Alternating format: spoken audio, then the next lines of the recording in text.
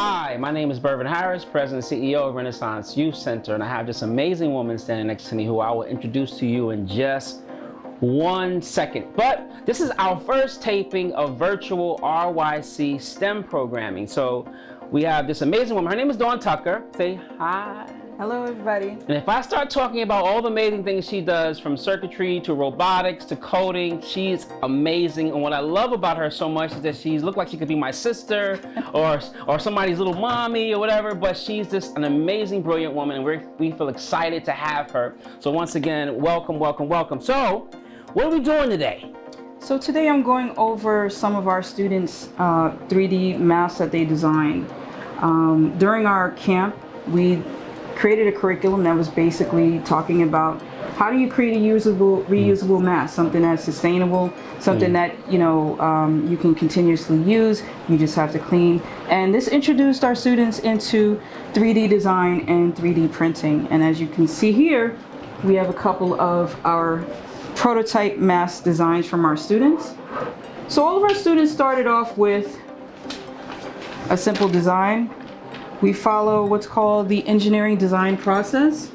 And that process is a series of steps that all engineers follow whenever they're creating something new. I see. And so with the students creating different kinds of masks based on what they would like to see in their interest, we started off with a drawing. And from that drawing, students cut out a shape. And then from that shape, we used a program from AutoCAD called Tinkercad, and it's basically a 3D design platform for kids. Instead of it being so technical, it's basically drag and drop, very easy to use. And so the students learned very quickly how to use this platform, and they had to create their own designs on the platform. So first of all, you're pointing out some great things, right? So we're all just getting over the COVID. We're getting back to some level of normalcy. As you see, we're not wearing a mask today because we both had our shots. Yes, and I had the Moderna. Which one did you take? I had the Pfizer. The Pfizer. And so the beauty of that, of having our shots, is now we can get back to some level of normalcy, right? Get the herd immunity. Yes, absolutely. And we don't have our mask on. But you bring up a great thing. I've learned something about scientists, right? So scientists, number one, always ask the question why. So if you're that child always saying, why is this, why is this, why is that? Keep asking the questions why. Not only will you eventually find the answers, but also what scientists do is they help problem solve. Because you're right, they're finding that we were disposing of these masks, and you see them on our streets, they're on our curbs, but they're now in our waterways, right? And fish and things are dying from them, right? Yes. And there was a mask shortage at one point. That's right. So how do you address those things? We gave the students time to think about the problem and create their own solution in their own way. So this was a great program for them because it allowed them to show their own individual talent, their own individual artistic talent. And so here's one prototype, and I'll show you the platform that they use called Tinkercad. Tinkercad. I like the name. It sounds like it's a little cat on there or something. So this is Tinkercad. Tinkercad. And basically it's a drag and drop program. These are the shapes that you drag and drop here. And if you look here, you'll see that this is Mad. Okay, and this is Mamadou. So if you zoom in here, he had a two-part mask. That's why you see two shapes here. His mask actually separated, and then you take either a paper towel or a coffee filter and you put it in here, and that secures it in place. It's a little loose, but it's And then this trial goes on and your error. face? Yes. I see. So again, whenever you're doing the engineer design process, you start off with what you want to do, you think about how you're going to fix this problem, and then you try different things. So what we learned with these prototypes was, although we were focusing on the shape and the size and the design, once we printed them, a lot of the students realized there were other things that they would have liked to have done. And so Mamadou would have preferred to have a little arch here so that this would fit his face much better. And if you look at all of the students, this is Gio, his is very flat, and again, so now you go right back to your question. What was the problem? How do I fix this, and how do I make it better? And that's one of the things that I like about science is you have the opportunity to make things better. If you fail, failure is a good thing. because you can pick up from that failure and come up with something different. And then you keep trying different things until you perfect it. Yeah, I think failure is a great thing, mainly when you know what you failed at. It's frustrating when you don't know what you did wrong, right? Because you don't know how to correct it.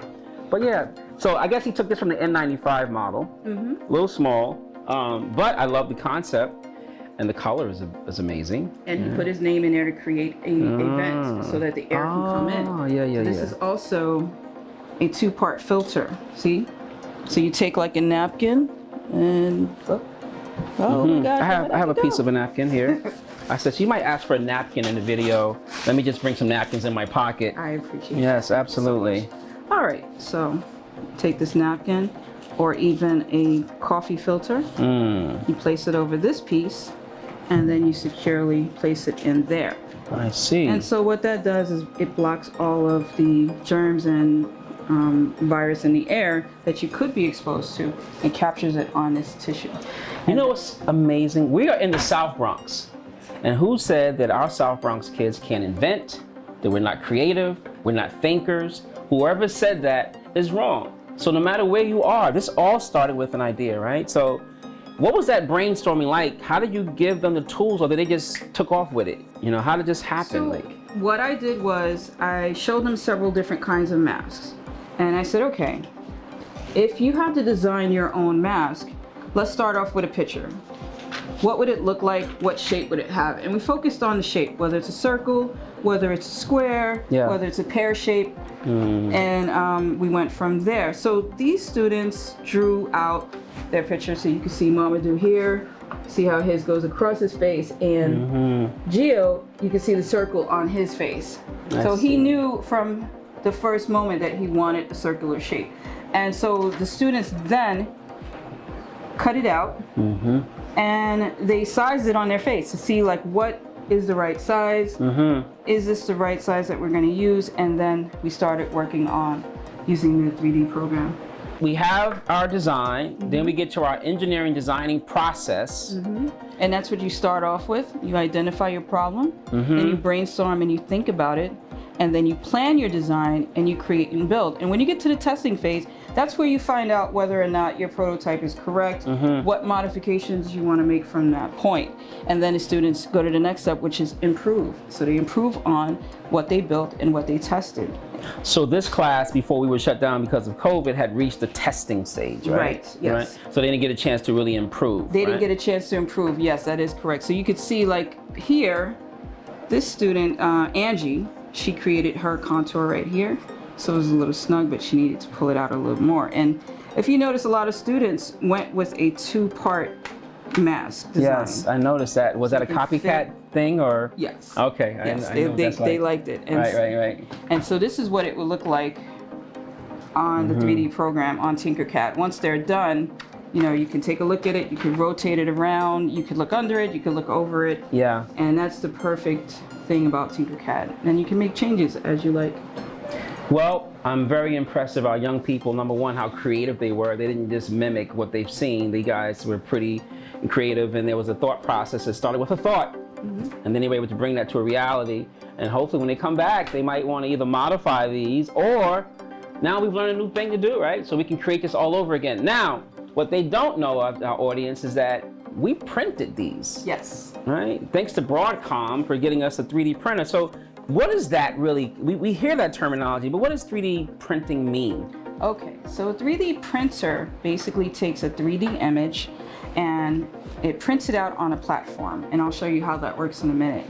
Right now, we take this prototype that Mamadou did, and we can come over here into this program, and I could show you Mamadou's design. Is this program easy to work with? Is it easy to learn? Yes, so this is a cloud-based program by Dremel. We have a Dremel printer, which is one of the top-of-the-line 3D printers.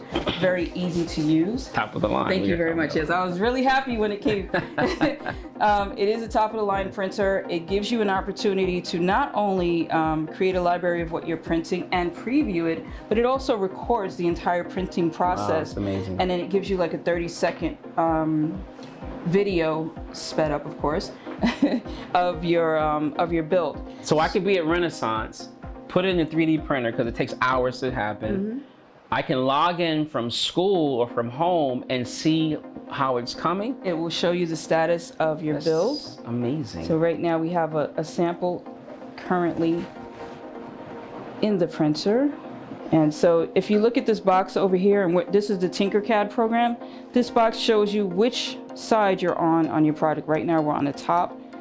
And if I move, I could look left, I could look right, I could look bottom. Amazing. But I can also zoom in. So, and you can see right now I'm on the bottom. I can go on the top. So you could see every little angle inside.